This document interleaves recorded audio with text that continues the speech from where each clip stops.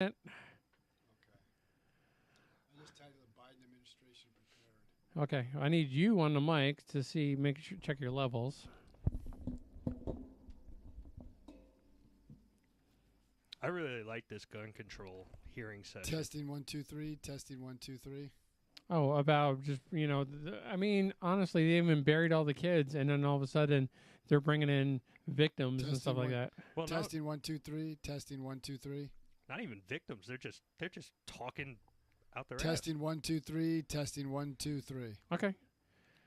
Testing 1 2 3. Okay. Are we ready? Yeah. Facts don't matter there.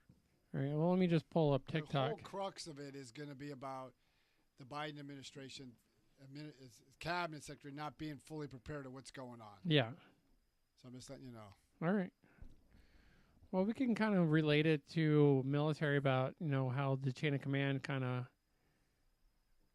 if something gets fucked up on the chain of command. They're going to have someone's ass. Well, no, not someone's ass. They have everybody's ass that's in charge up until, like, they get to, like, I don't know, underneath the Secretary of the freaking Navy. All right, hold on 1 second. All right, volume down. Oh, hold on.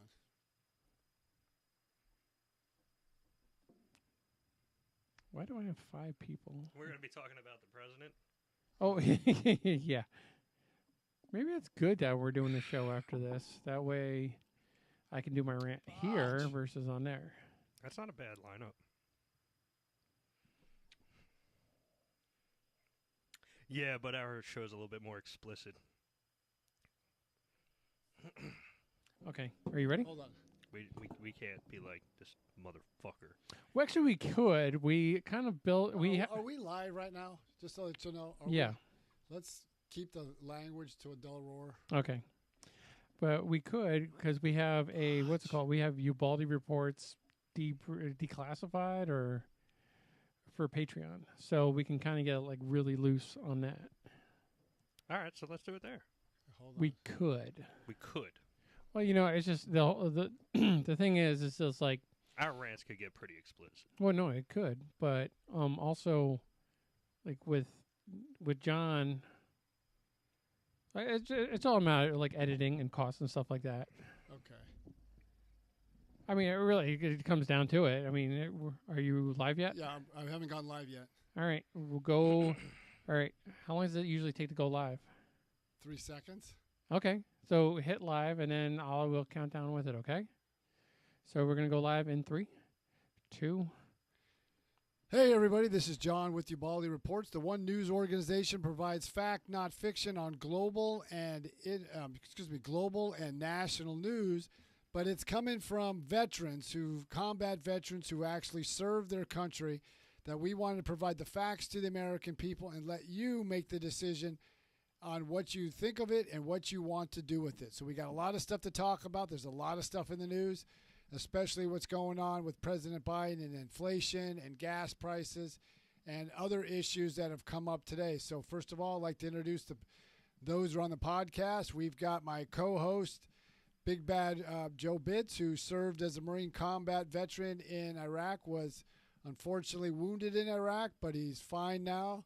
At least physically. We're not worried about mentally, but he's fine now. We're working on the mental part here. And then we got another gentleman, another Marine named Ray Krause, who's, if I pronounced that name right. You did. Okay, Ray got it. But he's also a gunsmith, so he knows things that are related to guns, and we may talk about some gun issues or at least what's going on with gun control that's in Congress today. So how's it going, Joe, and how's it going, Ray? Great, John. How are you? Doing Good, well. John. How are you?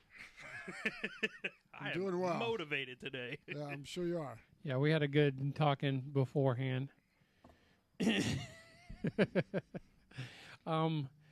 So going into like this week, I think they kind of went a little hard and heavy, especially with everything going on with Uvalde.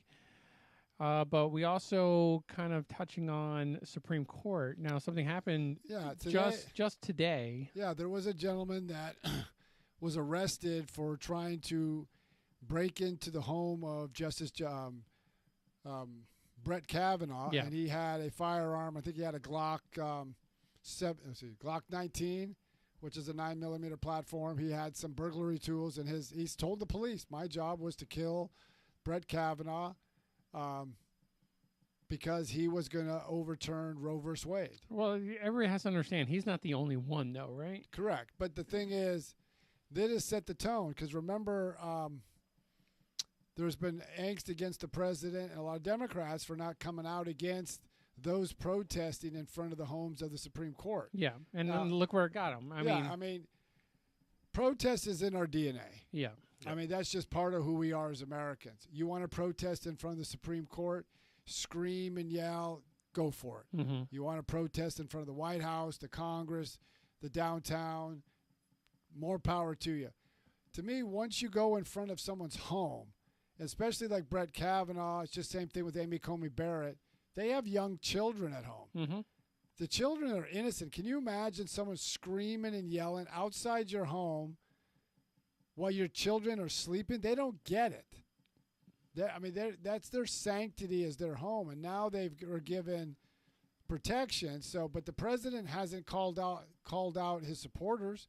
They admonished President Trump for not calling out his, but the same thing, that the shoe on the other foot doesn't fit. It's all right if the ends justify the means, calling out the other side, but you're silent on your own. And even what's his name, the Senate Majority Leader. Chuck Schumer, he really went at it with the Supreme Court about a year during the campaign. Now, what was that over again? It was over some of the decision, mainly was abortion. He called out Gorsuch, Kavanaugh, and it was Gorsuch and Kavanaugh specifically saying, you're going to reap the whirlwind if you don't do what we tell you to do. Should he be getting called to the carpet just because he put that out there in the universe, and now, in a sense, the rooster has come? They all should call out. When the whole January 6th happened, I was appalled, and I called out individuals for doing that. Yeah. You can protest. You can scream to your heart's content. Once you cross the line, everybody should condemn your side for doing things that are going against the basic rule of law, the basic fundamental decency. But it seems like today we have a two-tier justice system. If you're a Democrat, you're going to get one set of rules. Mm-hmm. We saw during the Michael Sussman case. It was the best Clinton jury you can pick. Yeah. Also, when he had the evidence was supported that he did, in fact, state in a text and an email, I think it was text message, that he was not working for a political campaign. So he basically lied.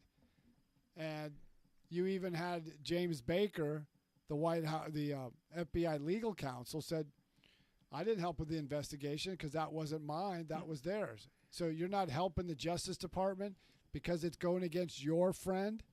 Is that how justice works? Yeah. Going into a little bit, though, looking at the previous administration, were they unprepared for a lot of stuff that was thrown at them? Were they able to handle it a little bit better? Is every administration unprepared when things come up? Yes and no. It goes, especially early on in your administration when you first get established. Yeah. Because Trump went through this because a lot of Republicans didn't want to work with them. But for the most part, every administration stumbles at the gate. You're trying to get your cabinet set. You're trying to get your cabinet confirmed. You're trying to get key people into key positions, especially when you're if let's say your party's been out of the power in the executive branch, like when George Bush Jr. took over, his party, the Republicans, have been out of the executive branch for 8 years. It's just like when Trump took over. It's a little worse for Trump because a lot of Republicans wouldn't work with them. Yeah. But I can understand the stumbles at the beginning. But this is an administration that has taken this, I think, almost to a new level. We've seen the supply chain issues. We've seen the rising gas prices. We've seen the vaccine issues. We've also seen just recently the baby formula controversy. And when you had the Secretary of Commerce up on being interviewed by CNN, which is hardly a conservative outlet, so the reporter asked her, the Commerce Secretary, so when did you know about this? Well, we knew months ago.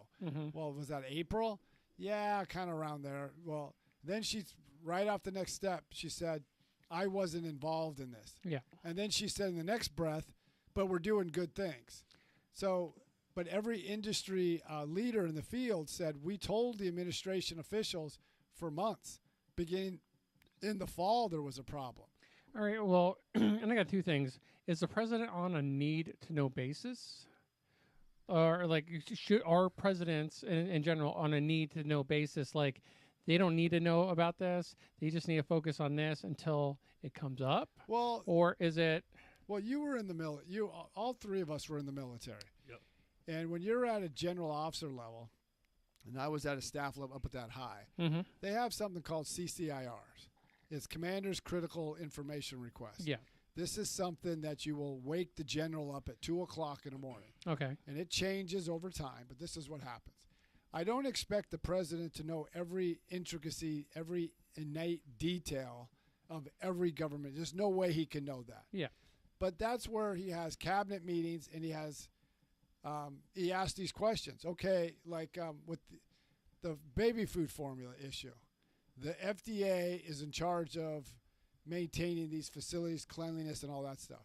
Where the Health and Human Services Secretary, Javier Becerra, oversees the FDA. Mm-hmm. So we're in our cabinet meetings.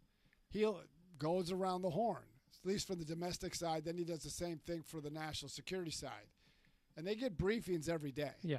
So he goes around the horn. The Secretary of Education, where are we at? And you bring up, it's like any meeting, you bring up things that you think the boss would want to know. Okay, now we're under the impression that, we've seen it on when the past administration, Trump would be there and he would have like a whole circle around him just going in and in and in. He even had like to the point where his cameras in there talking and discussing about this. Now for an administration, the current administration that says they're going to be the most transparent, they're not there's zero transparency when it comes to this administration. But is he even holding those meetings? Like that's the thing I don't know, and it'd be nice to know. Now, I read a book called The Man Who Ran Washington. Mm-hmm. This was James Baker, not the one at the FBI. This is James Baker, who was the friend of George H.W. Bush. Okay. And he was the Treasury Secretary for Ronald Reagan. And then he was also, before he became the Treasury Secretary, he was also the Chief of Staff for Ronald Reagan. Okay. And in his first term, he knew everything about everything going on in Washington. Now, he wasn't involved in the State Department's business, but he wanted to know what was going on. So if Iran-Contra, what happened in the latter stages of the Reagan administration, that wouldn't have taken place because the Chief of Staff would have known this. Okay. So it's just like in the military. We have Chief of Staff, and the Chief of Staff position came out of the presidency of Dwight Eisenhower because that's what he had in the military. He had a Chief of Staff, which was Bedell Smith, General Bedell Smith. Mm-hmm. And that Chief of Staff runs roughshod to make sure things are running smooth. Each section brings up information that the boss needs to know. Yeah. So when they go into the cabinet meetings, that Chief of Staff is running that meeting. So it seemed like under the Trump administration, any time a problem would come up, say it was a border crisis where there were kids in cages, he quick was to take care of that. Usually whatever time something he was faced with, some kind of like something adverse when it comes to the country, he was real quick to figure out a way to solve it, whether it was, putting money in it or just simply having a little bit more oversight. Correct. When it came to that project. And the thing is like, so like if, we told, if the current administration and we just took Biden out and we put Trump back in there and all of a sudden we're like, hey, Mr. President, gas is really, really high. What should we do? I mean, he would probably have a solution to it. Mr. President, inflation's getting out of hand. How do you expect we get, he would probably have some kind of idea, not just because he wants more from the American people or because he generally loves the American people, but he knows that if anything negative comes out under his administration, they're not looking at who's to blame. They're thinking he's the blame, and he was real quick to be like, oh, I need to knock this off.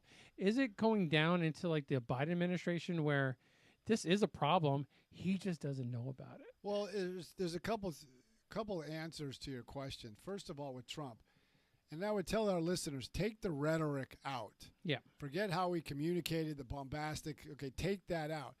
With Trump wasn't ideologically driven. He was more practical business. He took a business-like approach to everything, whether foreign policy or domestic. So he would have, and he fired a lot of people, even in his, which was kind of rare. Oh, it was a revolving door when it came to. Yeah, it was a revolving door. But then he settled down on some good people who were running each cabinet position. Now, even Elon Musk, the billionaire, the one who's trying to buy Twitter, even said, he goes, take the rhetoric aside. Trump did get things done, and he had people who were very capable at their position. Mm-hmm. If you go back to President Eisenhower, he has selected people that he didn't know of or only heard of, but he selected them for their competency in their job. And he had his chief of staff run the show, but he was like stayed back and listened to both sides. Now with Donald Trump, the thing that's different between Trump and Joe Biden, I think a lot of these problems probably wouldn't have materialized because Donald Trump knew some of these issues. He was a builder. He was one of the first presidents that actually owned a business in the last number of decades. I think the last president that probably did anything like that would probably be Jimmy Carter because he was a farmer. I know Bush ran a little bit of the Texas Rangers, but it's not like he built something. So Trump understood supply chain issues. He understood gas prices, and he took a business approach. And he looked at it like, wait a minute, why are we buying energy from Saudi Arabia, Venezuela, and Russia when we have our own energy here that is more than capable of providing for our needs, and we can ship that abroad? Okay, so we just get it. We did get a question off TikTok. It says, what has to happen for us to actually fight back? This is getting ridiculous. That's from Sage 1993. Well, the one thing I would say to that person, Sage 1993, is Americans, one, have to do two things. They have to educate themselves. I mean, really look at when a candidate says something or a president, in this case, President Biden says something. Like when he said the way to reduce inflation is to pass my Build Back Better agenda and do climate change. That will do nothing to reduce inflation. It would make inflation worse. So the other thing that has to happen is November 8th. That's when everybody goes to the ballot box. We need to vote these individuals out and at the same time hold them accountable for their actions and their statements, in which a lot of times we're not. And the hardest part is, and to build off that, is we have a complicit media that's not challenging the president. Like when Peter Doocy asked the current White House press secretary, how does spending more money and doing climate change, how does that reduce inflation? And she gave this very prepared statement. And even Larry Summers had stated that you're spending money that we don't have. That's encouraging inflation. So going back to the other thing is just be informed and get actively engaged. I mean, we saw what happened with Glenn Youngkin in Virginia. Parents became engaged, and they went to the polls, and they challenged their school board members. And just Americans have to vote on November 8th. Okay. Another one from, I guess it's Chase Bellback Ho. Well, I saw that. Chase Bellback Ho, 1356. I know they say they cheat, and we will never win again. Well, there's an interesting book written by Molly Hemingway of The Federalist, and she said the 2020 election was rigged. The mistake that the Trump attorneys did, and they didn't serve him well, is as soon as the first governor changed the rules in the midst of an election, like California, New York, New Jersey, and some of these battleground states, that's when they should have sued the states, not after the fact. So, and we've cleaned up the voter rolls in our election laws, like in Texas, Florida, Georgia. That's where these other states have to do the same. Otherwise, I would agree with them. It's always going to be that way. And I know Sage 1993 said again. So I mean, it's just that they're going to have to tighten up those voter rolls. So in the biggest way, it's kind of ironic when they did the 2000 election and the debacle that happened after that. They had a bipartisan election committee. One was done by Jimmy Carter. The other co-person on that was James Baker, the former Secretary of State, and the one I referenced earlier. And they said the greatest threat to an open and free election was the abuse of the absentee ballot system. Yeah. And I read the Georgia law. All they said is if you submit your absentee ballot, you have to sign it and it have to know that that's you. You have to put a social security number down, a driver's license, identification, something that identifies that ballot to you. Yeah. Democrats want to nationalize it, which is against the Constitution because that explicitly says in Section 2 of the Constitution that all voting laws and rules reside with the state. Each state can run it their way. So how does Schumer and Pelosi not see, and I guess would say majority of the Democrats, how can he not see the writing on the walls? How can he see the gas price, the inflation, the shortages here, the way America is kind of being volatile and reacting to them? How can they see like, oh crap, we're messing up. We need to kind of fix this, or you're going to get ran over when it comes to the midterms. And there has to be some kind of foresight here, especially when it comes to polls. They cut back on the COVID restrictions because they saw a dip in their polls. How do they not see this? Because I think, like you mentioned the two, Nancy Pelosi, the Speaker of the House, and Chuck Schumer, the Majority Leader in the Senate. If you look at Chuck Schumer, that's all he's known since he graduated, I think, Harvard Law School in 74. That's all he's known is politics. Nancy Pelosi, that's all she's known is politics. So when you get up into those levels, everything is done for you. Yeah. You get free health care. Someone drives you to the airport. Everything is paid for. So you don't see, I would ask Nancy Pelosi and Chuck Schumer, when was the last time you drove a vehicle and filled up a tank of gas? Well, you can ask her husband that. Yeah, okay, you can ask her. But see, I would ask them that. When was the last time you did that? Remember during COVID, she had someone do a documentary of what she's doing. I'm locked down in my house. Well, they showed her refrigerator.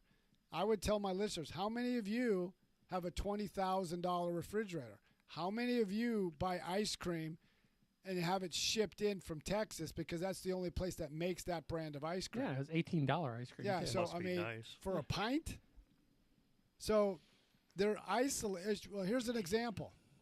There was a Democratic senator that when Janet Yellen was in front of, I believe, the Senate Finance Committee yesterday, and this Democratic senator from Michigan, Debbie Stabenow, she got up there and when it was her turn to speak, she goes, I drove my electric vehicle from Michigan to Washington, and I drove by these gas stations, and it doesn't faze me. So she had this elitist attitude. Yeah. Oh, this is what the peasants go. It doesn't bother me because it doesn't affect me. I can afford a $56,000 electric vehicle. Oh, you can't? But the peasants live a different way. And going back to your question, the reason they don't see it, over the weekend, I like the History Channel and I like the Discovery Channel, and lately they've been having like how businesses got started, like our iconic business, like General Electric. So they started something in the late 19th century, and they called it the Gilded Age, where all the big business leaders like J.P. Morgan, John Rockefeller, the Vanderbilts, the Westinghouses got started. And they ran roughshod over the workers. They lived this lifestyle, but the peasants toiled among the masses in these very horrible conditions. And I was telling a friend of mine who I'm staying with right now that fast forward to 2022, look what we got in Washington. We have elected officials who've known nothing else but government. They live a lifestyle. They talk down to us. They talk about public schools are great for your children, but they go to private schools. They talk about climate change. We got to do this and we got to do that. But they fly on private jet. They buy their electric vehicles. And like Pete Buttigieg, the Secretary of Transportation, said, well, to reduce the pain at the pump, just buy an electric vehicle. Yeah. Well, he may be able to afford it.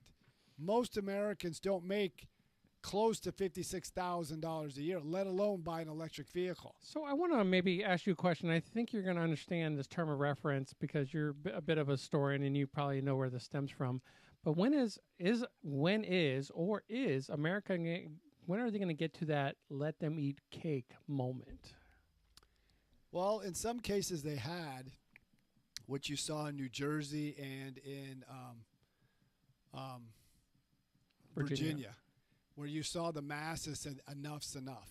And what scares politicians the most is when the public gets angry over something. We've seen this through history. This brought in Ronald Reagan. Well, first of all, you go back in history. It goes to 1932. Roosevelt came in. 1980, Ronald Reagan came in with this anti-government, anti-tax crusade.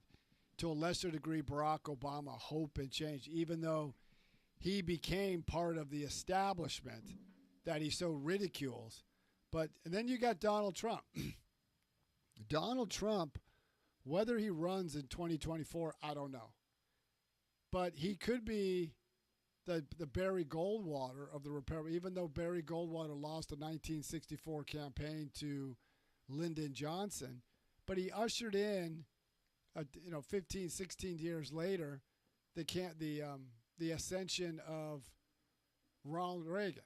And Donald Trump flipped the parties. Remember, the Democratic Party used to be the party of the working class.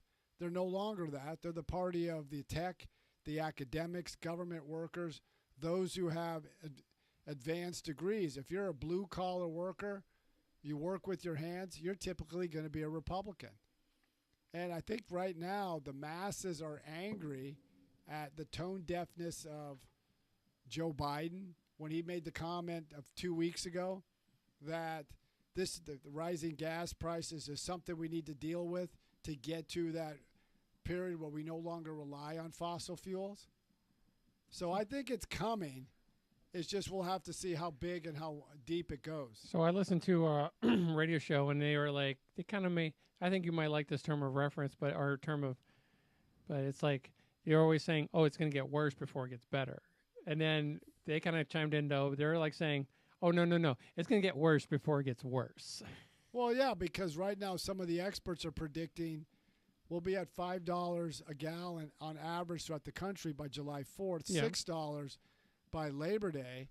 And these same experts are talking about, because of the policies of the Democrats and the Biden administration, that there could be brownouts because there's not enough energy being produced. And look what happened in San Francisco yesterday. Chase Bodine, the very progressive DA in San Francisco, lost by over 60% of the vote. Mm-hmm. And they already kicked out or recalled 3 school board members with over 70% of the vote. And this is in a very liberal, progressive blue city of San Francisco. Yeah. So people are starting to see that progressive ideology with higher gas prices, higher inflation, higher food costs, higher rent. And to let our listeners, I'm facing this. It's not like I'm above the fray. I make all this money. I'm struggling myself. How am I going to pay this? How am I going to afford gas? Oh, I can only put so much in. Food costs go up. Mm-hmm. All these things I'm facing. Where am I going to live? I'm temporarily staying with a friend, so I have to look, and we talk about this all the time, Joe. I'm thinking about, wow, how am I going to pay the exorbitant cost of rent? If I live further out, that means I got to drive into work. Mm-hmm. How am I paying for that? What happens if my truck goes out? Then what do I do? So these are the things people are facing, and I think it's coming. I think it's really coming. Now, I think it started, how they're listening to it, starting, I guess, tonight or this week is the Dog and Pony Show when it comes to the insurrection. Correct. Well, it seems... Or the findings, or what are they doing? They're doing the hearings of the January 6th, and the Democrats believe this is what they need to take the pressure off everybody looking at inflation and gas prices. But every time they've done these hearings... Do you really think they care about it? No, but every time they've done these hearings, most Americans aren't watching this. Yeah. To them, it's everybody I talk to, most Americans are not political. I mean, I follow politics probably more than most people will ever dream of. I mean, every time we talk, Joe, how many times do I not mention something about politics? All the time. All the time. All It's the like, time. God, even when I went to Afghanistan, everybody goes, you can't talk politics. One colonel mentioned, well, I guess that negates 98% of Ubaldi's conversation. Yeah. But by dealing this, people are more concerned about inflation, Mm-hmm. gas prices, food prices, rent. You've got a friend that her rent went up substantially. So she's going to have to make adjustments where she's going to live. So everybody's facing this. Nobody's concerned what happened to January 6th. And to me, the January 6th committee was a sham committee for this reason only. The Democrats chose who would sit on the committee. Anybody that they didn't agree with was not on the committee, and only evidence that they wanted to hear. Even Adam Schiff, who lied about Russian collusion, lied about the Ukraine thing, submitted something that was false as evidence, and even the committee had to walk that back and said that's not evidence. Mm-hmm. It's just, this isn't what Americans consider. I don't think Americans are going to watch this. Yeah. They're just going to like, you're wasting our time for what? And it's all about because they don't want Donald Trump to run in 2024, and it takes their attention away from inflation and gas prices. Could the findings from the hearings do that, or is it just kind of like? It's just going to go nowhere. Or is it just kind of like? What's that? Where it doesn't? It's it's there, but it's just. It's there. It's going nowhere, and people are going to start to look, especially Friday. Friday, the inflation report comes out. Yeah, I think they're. So they're just trying to block. They're just trying to avert their eyes from the inflation report. Yeah, and when the inflation report comes out next on Friday, and then next week, I think it's Tuesday or Wednesday, the producer price index. This is the true gauge of inflation. Last time it was 11%. And the GDP quarter's ending here. The GDP ends this month, so next month, I think it's like the 26th, the GDP for the second quarter comes out. If it's a negative GDP, Recession. it's technically a recession. Then the 30th of June, the longshoreman contract goes up for renewal, and right now they're going to probably operate without one. Do they go on strike? Yeah. So, and then I guarantee it, if they go on strike, the question would be, when did you know this was going on? Well, we didn't know. If they Last didn't know, year. I've been talking about it for months. Yeah. And I mentioned this on this radio show, podcast many times. I work a full-time job, and before this, you guys know this, I worked at Chick-fil-A working 50 to 50 hours a week, Mm-hmm. and I still could find out all these answers. Yep. So, Ray, you're feeling it too. Oh, extremely. And I pay for a diesel truck. Yeah, and diesel. That's why I tell people, when you fill up the gas, think of diesel. 80% of goods and services in America rely on diesel. I almost feel like putting it out there that Ray uses red diesel just so they'll check it and be like, oh, this isn't red diesel. And he's got a red truck, too. I got a red truck. But, it's all these things factor in. And this is what the American people are concerned. They don't care about all these other side issues. Mm-hmm. They want to be able to pay their bills. They want to be able to they want to provide for their children. And when more people are using savings, that's why our savings rates dropped, but our credit card debt has gone up. Mm-hmm. Because, think about it. Our salary, wages went up about 5%. Even the Bureau of Labor Statistics said that. It went up around 5%. But when inflation is running about 8.5%, that negates your wage gain. So now you're losing money. So this is like a tax on everybody. It's a stupid tax from our government. And then you've got Joe Biden. And then you have Ron Klein, the chief of staff, mentioned a couple months back, oh, inflation's a high-class problem. How come Janet Yellen, all the economic advisors to President Biden didn't see this coming? Jerome Powell didn't see this coming. Larry Summers did. And he's no conservative, Treasury Secretary for Biden. And you had a really good you had a way of taking care of this. And how would you have taken care of all those people that should have seen this coming, but it didn't? What would you have done? Fired them. Yeah. You go look for another job. Yeah. because you're totally. They spend too much. Like even Janet Yellen was up on Capitol Hill, and she spent a lot of time talking about climate change, diversity, equity. Who gives a crap? Your job is to keep inflation in check. Yeah. Not worry about all these trivial things. It's transitory, though. Yeah. And that's the other thing. They said it was transitory. They're blaming Ukraine, COVID, all these other things. Inflation has been going up. As soon as they passed the American Rescue Plan, it went up 2%, then 4%, then 5%, way before Russia invaded Ukraine. Mm-hmm. Well, it goes back to last week what we were saying about accountability. If you have no accountability, look where we're at in the country. I know. It just seems like it's been a long 2 years. It hasn't even been 2 years yet. Well, the other thing, and we got to wait another 2 after that in order to get someone competent back into the office. And then you got to wait another year for that person's policies to take hold. Well, here's an example.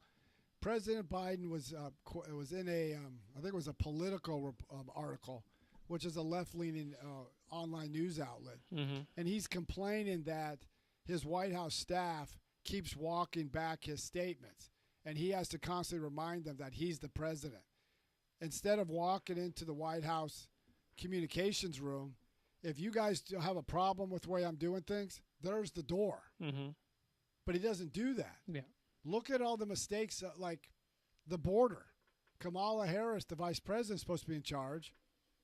Is there any talk about that? No, and it just seems like how they're handling it is just they're not talking about it as much anymore. So they're not bringing up the border. They're not bringing up Ukraine. The border is apparently solved. Well, but okay, going to like the border. Right now in Los Angeles, there's the Summit of the Americas to talk about the democratic issues. And there's a big angst because President Biden didn't invite Cuba, Nicaragua, and Venezuela. So Mexico boycotted it. Okay. So this is a prime opportunity. What their agenda was climate change, equity. They're not talking about some of the key core reasons. Yeah. Remember, Kamala Harris was supposed to go down and take care of what at the origins. Who's discussing that? Mm-hmm. I mean, we diss some of our allies, like Colombia. The president stated that we shouldn't have invited these dictatorships. But do we support countries like that? Yeah. No. I mean, it's just, I would beg to differ. I would like to ask those who are listening today, name one thing, whether domestic or foreign policy, that President Biden was correct on or acted in the best interests of America. He came in and said, I'm going to defeat COVID. I'm going to send a team into China. He didn't defeat COVID. More people died under his watch than the previous administration when there wasn't a vaccine. What about the team going into China? No. Did he hold China accountable? No. I mean, it's shown weakness upon weakness. He said he was going to strengthen our allies. He dissed our allies by abandoning them in Afghanistan. Look at domestically. We were energy independent. I mean, think about it. Energy independent. And now we're not. Mm-hmm. And now we're floating with $5 a gallon of gas. Well, it just seems like he's a lot of talk, but just no action. And coming from somebody who spent well over almost 40 plus years in government, he's going to be, well, the only person smiling right now is Jimmy Carter, because he's going to make Jimmy Carter look like a successful president. And I think that galls at him. It's almost like the answer is not the career politician for our society. I mean, we're watching somebody who's got 30, 40 plus years in, and he's telling us he's got all the answers, yet us peasants are paying the price for his answer. My 12-year-old could run the country better. Well, but see, the other thing the other sad part in this whole narrative is Joe Biden's never run anything, but when he was, the media gave him cover in 2000. They never asked him any of these questions about, well, how does spending more money going to help the economy? How is putting more regulations on business when you have supply chain shortages? How is doing what you're doing overseas strengthen America? And the media they covered him all through 2020, 2021. Now slowly they're changing their tune. And let's take an example of the baby food formula crisis. How would it have been different if Donald Trump would have been president and there was a shortage of baby food. Well, he would have known about it earlier, and he would have done something about it. How would the cover been? Oh yeah. If he didn't know about it, and everybody else did since October. Trump doesn't care about your children. He wants them to die. What's he gonna do? Or how would it have been different, the coverage, if Don Jr. or Jared Kushner they would have added race in there. Would have been discharged because they tested positive on urinalysis for cocaine. Mm-hmm. They had an unfaithful marriage where he cheated on his wife with his brother's widow. His daughters found out about it by looking on his phone and telling their mother. He had some questionable business dealings with Ukraine, Central European countries, China. And they had a laptop that they found all this information. Do you think the media would have not covered it or covered it? Oh, absolutely, they would have covered it. So the media is responsible for what we've gotten, and that's why they hold – it seems like they give the Democrats more deference than they do Republicans. Look at Kamala Harris. She was supposed to be in charge of the border. She hasn't been to the border or talked about it since June of last year. Mm-hmm. We had almost 2 million migrants come across that border. We're going to exceed that and get close to 3 million by the end of the fiscal year.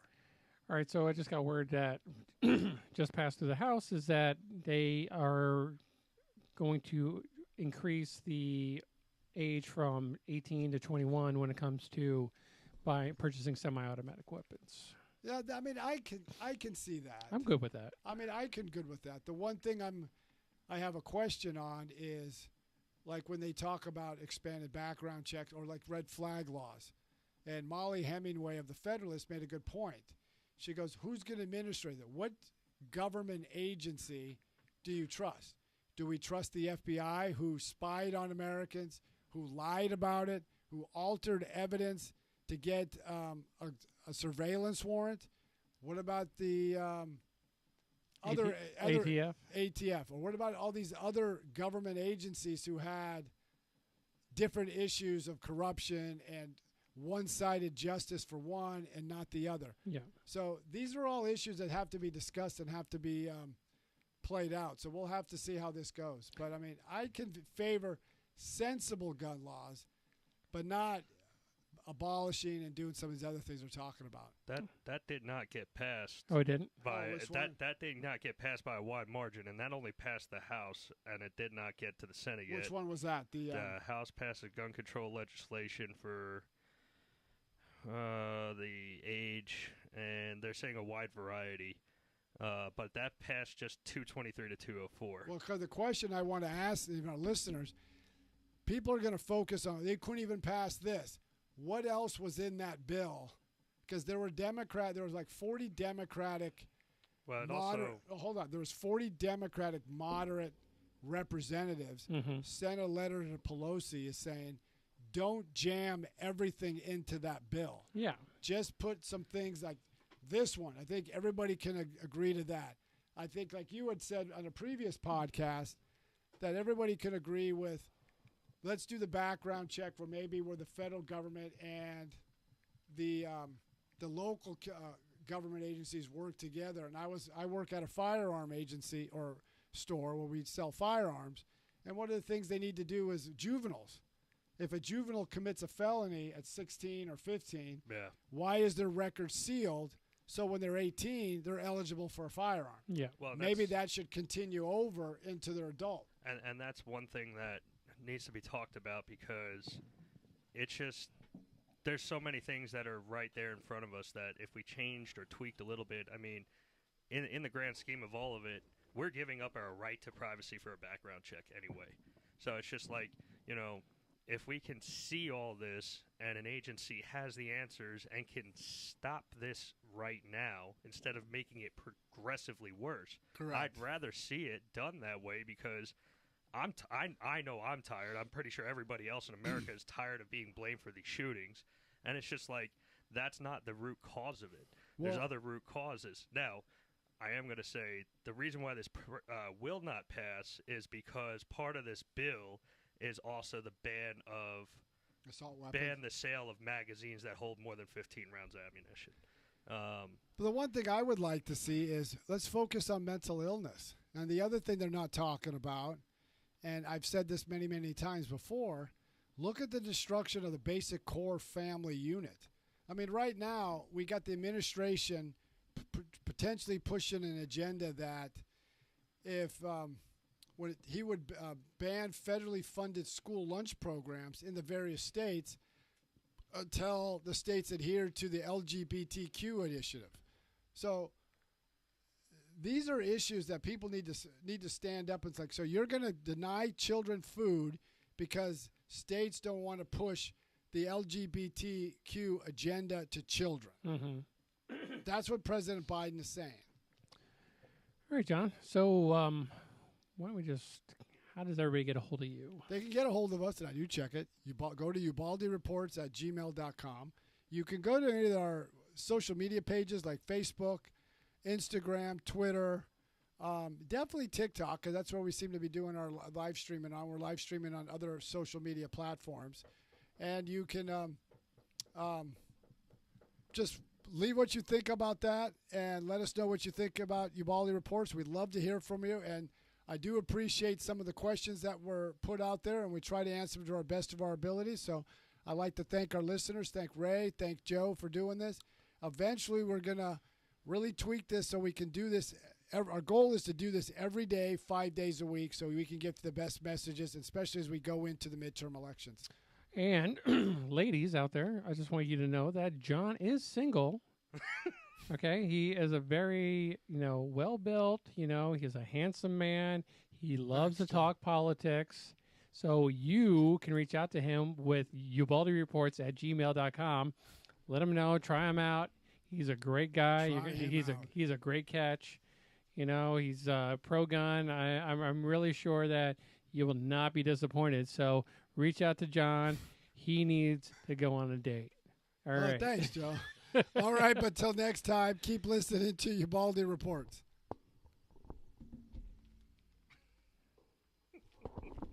224. Good. It's about our average. Was that Skylar? Probably. Either that or Cash because he wants to watch Obi-Wan. He's a great guy. I know. Saved my life. Yeah, you could at least say that he's the one that saved me from my leg got blown off.